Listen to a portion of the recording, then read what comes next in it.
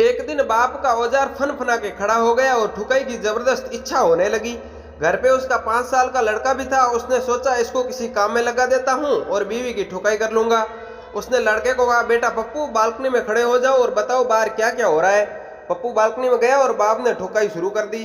Pappu balcony में खड़ा होकर बोला, पापा छेदीलाल अंकल गार्डन में पानी दे रहे हैं, गुड्डी आंटी अपने कुत्ते को टहला रही है, घसीटाराम अंकल अपनी कार साफ कर रहे हैं, चंपक अंकल टुन्नू अंकल के साथ गप्पे मार रहे हैं, संटू अंकल पिंटू अंकल से लड़ रहे हैं और बंटी की माँ ठुक रही है।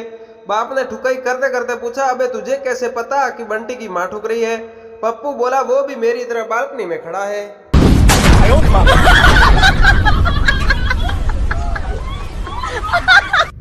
ऐसे ही मजेदार जोक्स देखने के लिए हमारे चैनल एनएम स्टूडियो को सब्सक्राइब करके नोटिफिकेशन को भी ऑल पर जरूर सेट कर दीजिए ताकि आने वाले नए नए वीडियो की नोटिफिकेशन आपको मिलती रहे। एक बार एक कंपनी के मैनेजर ने निजी सचिव रखने के लिए इंटरव्यू रखे तो उसने 4 लड़कियों से एक ही सवाल पूछा, एक सामान्य महिला के 2 मुंह होते हैं, तो अब आप बताइए कि दोनों मुंह में क्या फर्क है? पहली महिला बोली, जी मैं एक मुंह से बोल सकती हूँ और दूसरे से नहीं। मैनेजर बोला, गलत जवाब। दूसरी महिला बोली, मेरा एक मुंह वर्टिकल है और दूसरा मुंह हॉरिजॉन्टल।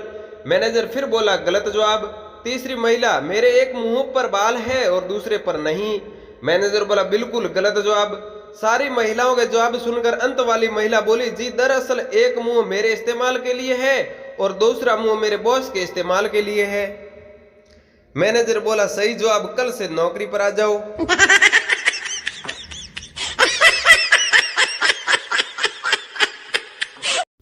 एक दिन पप्पू के घर के बाहर एक भिखारी ने भिक्षा के लिए आवाज लगाई। अंदर से पप्पू सिर्फ तौलिया लपेटे बाहर आया और हाथ जोड़कर बोला, बाबा जी 5 साल से आप मेरे घर भिक्षा मांगने आ रहे हैं और मैंने बिना कुछ दिए आपको कभी नहीं लौटाया, पर आज मेरे पास कुछ नहीं है।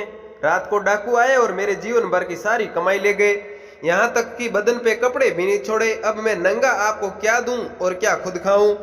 यह कहते हुए पप्पू रोने लगा। यह देख भिखारी के आंखों में भी आंसू आ गए। भिखारी ने पप्पू के सर पर हाथ रखा और बोला, रो मत बेटा, सब ऊपर वाले की मर्जी है। पगले अब दुखी मत हो, नंगा है तो क्या हुआ, चल अंदर आज अपना पिछवाड़ा ही दे दे। एक घर में 3 बहनें रहती थी। तीनों की शादी की उम्र हो गई थी, पर उनके माता पिता के पास इतने पैसे नहीं थे कि वे तीनों की अलग अलग शादी करें। इसलिए उन्होंने कहा कि हम तुम तीनों की एक ही समय पर शादी कर देंगे। तीनों बहनें इसके लिए राजी हो गई तो तीनों की एक ही दिन शादी कर दी गई। अब उनके पास ज्यादा पैसे नहीं थे कि वह हनीमून के लिए बाहर जाएं, तो तीनों बहनों ने यह फैसला किया कि हनीमून अपने माता पिता के घर पर ही मनाएगी। रात को जब वो हनीमून मना रही थी तो उनकी माँ उठी और पानी लेने के लिए नीचे गई। नीचे जाते समय जब वो पहली लड़की के कमरे के पास से गुजरी तो अंदर से चिल्लाने की आवाज आ रही थी। माँ ने आवाज सुनी और आगे चली गई। जब दूसरी लड़की के कमरे के पास से गुजरी तो हंसने की आवाज आ रही थी। माँ ने आवाज सुनी और आगे निकल गई। तीसरी लड़की के कमरे से कोई आवाज नहीं आ रही थी। अगले दिन सुबह जब तीनों बहनें अपनी माँ के पास बैठी थी तो माँ ने पहली लड़की से पूछा, तुम रात को चिल्ला क्यों रही थी? लड़की बोली, मम्मी आप ही ने तो कहा था जब दर्द हो रहा हो तो चिल्लाना नहीं चाहिए। माँ ने दूसरी लड़की से पूछा, तुम क्यों हंस रही थी? लड़की बोली, मम्मी आप ही ने तो कहा था कि जब गुदगुदी हो तो हंसना चाहिए। माँ ने तीसरी लड़की से पूछा, तुम्हारे कमरे से तो कोई आवाज ही नहीं आ रही थी, ऐसा क्यों? लड़की बोली, मम्मी आप ही ने तो कहा था जब मुंह में कुछ हो तो आवाज नहीं करनी चाहिए।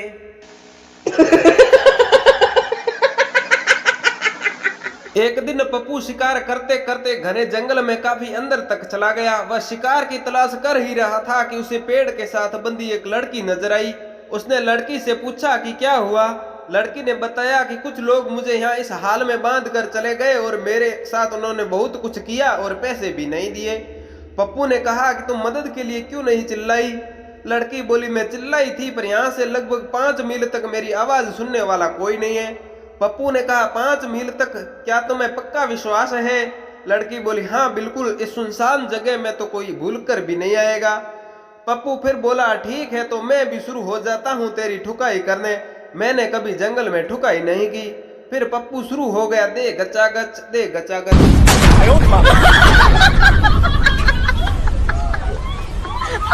एक सास और एक बहू अकेली रहती थी।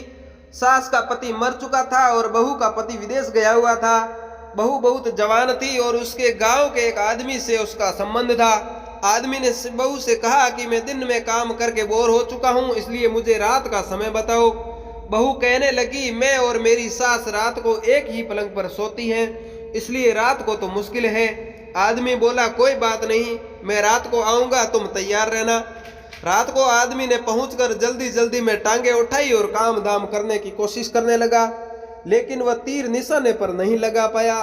तब सास बोली, हरामजादे, या तो दोनों टांगे मेरी उठा ले या बहू की।